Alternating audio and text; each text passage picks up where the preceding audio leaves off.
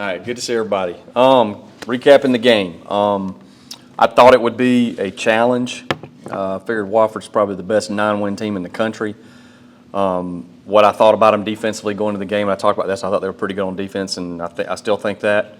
And then offensively, they have a few weapons over there. So as you go through the game, I thought Carter Peavy, first of all, played his most complete game, most consistent game. He just looked really comfortable. He really, when you go 23 out of 30, that's a pretty good day.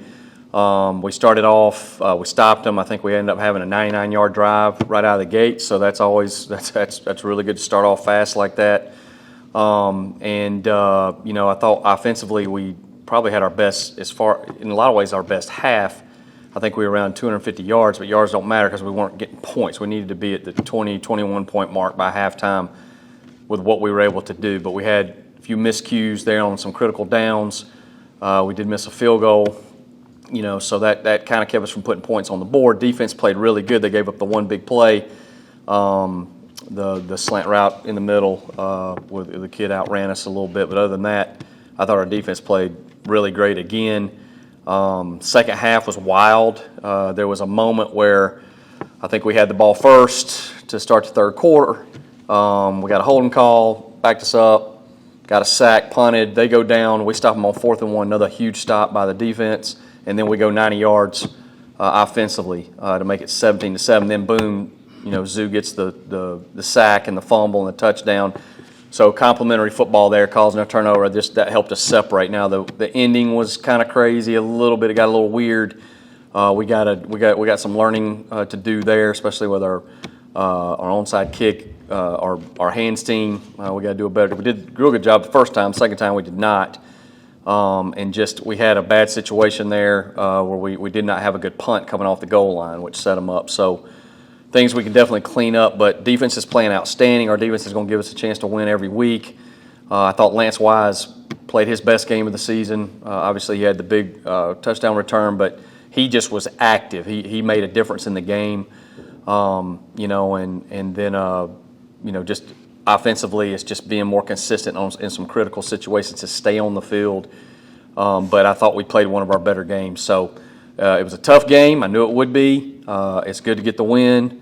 We're in the hunt.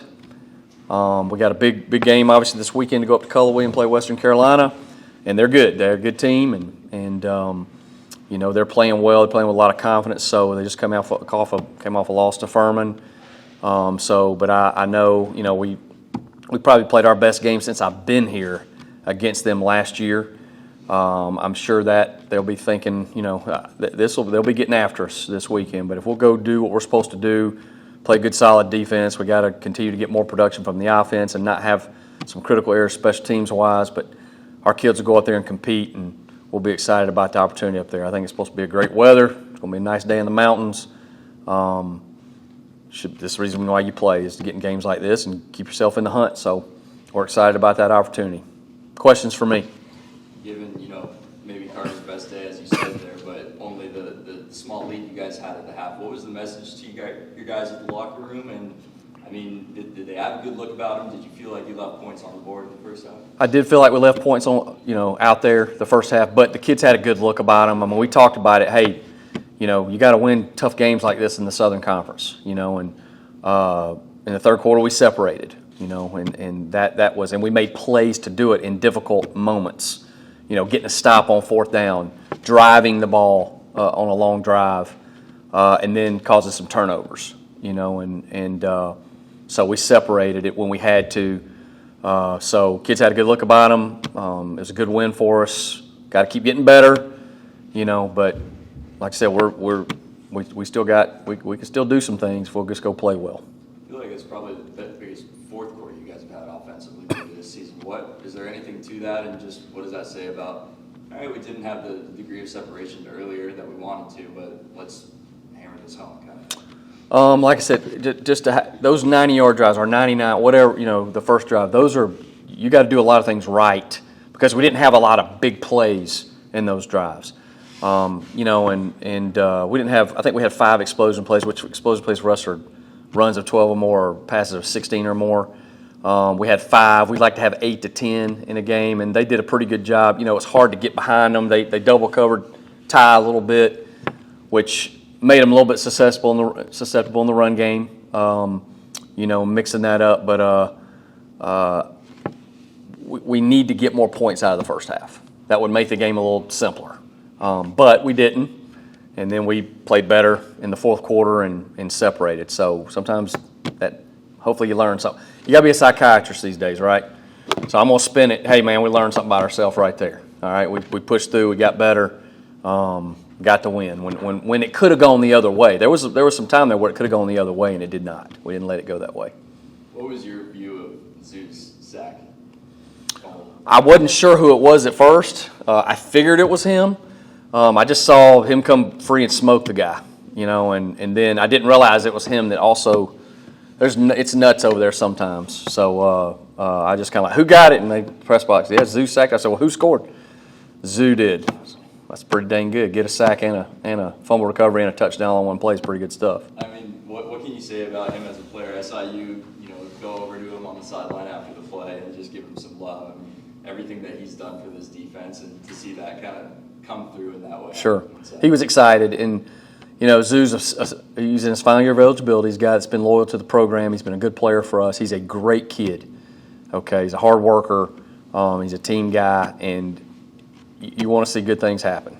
Okay, and he's been playing really well, but to see him kind of break through and have a big play like that, it certainly was exciting. And then lastly, I mean, looking ahead, the message that you guys are still in the hunt. Is it just a 1 week at a time thing? It is. It is. I mean, it's. You go try to get better and play every Saturday, and every Saturday is its own novel, right? So it's 3.5 hours on Saturday. Now we got to prepare, and Western obviously has been scoring a lot of points.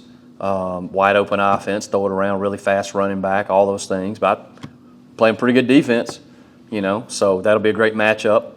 And then defensively, they're a very talented bunch, and they're fairly, you kind of know where they are, but you gotta block them and get after them, and they're good. They got good, solid players over there. So there's not much change, I think, schematically for either team since last year. It's the same coaches kind of doing the same things, and a lot of the same people, a lot of the same players. So we got to go execute, and up at their place. It's a road game that if you can go win a championship type game, because I think they're a playoff caliber team, that can be a defining moment in your season. So, got to prepare to do that. Try to get our legs back under us. We're a little nicked up like everybody is in the 8th week. So get a lot of treatment and get enough practice to where we know what we're doing, and then we got to go play good. And that's what it should be. You play good and have a chance to win, or play bad and get your butt whipped and head home. So. But it's good to be in this. It's good to be in this. Have this opportunity, and the kids know that. They'll be excited about it. Coach, what you preach week after week to your kids in the locker room, we got to get better. We got to get better. It seems like your offense is starting to gel more and more every week. Starting to make less mistakes every week. Yeah. You kind of seeing the same thing. Yeah, I mean, offense is so much about just rhythm and confidence, and continue to build schematically on what people have seen and what your next step is. And I really think, man, football is such a quarterback-driven game too. And I felt like Carter really played well, and I thought he had a good week of practice. Just had a good look about him, because I felt like in a lot of ways he was playing like the weight of the world was on his shoulders sometimes. Just feeling like, man, this is on me. I got to do all these things. I got to play better, and I think he's turned loose of some of that. And just played a little freer, because he's a good football player. And he doesn't have to take the whole burden of the offensive success on his shoulders. Whoops. And that was good to see. He just had a better look about him at practice last week, and he played really solid Saturday. And I think that'll give him confidence. I think moving forward, he'll continue to get even better. Oh, yeah, I agree with Coach Cronic. I believe that Carter looked very comfortable out there, especially compared to the other weeks. I've been with Carter for going on 4 years now, and just to see the evolution of him is pretty good. He balled out his freshman year, had to sit back for 2 more years, and I'm not the best at math, 2, 3 years, whatever. So to see him out there playing with some confidence, some juice, it's good to see him do his thing. When you guys are in a dogfight like that at the halftime, what's the message in your guys' position group on the offense in general when you guys are in a fight like that with a team that maybe you feel like you should be beaten up on a little bit more? Mm-hmm.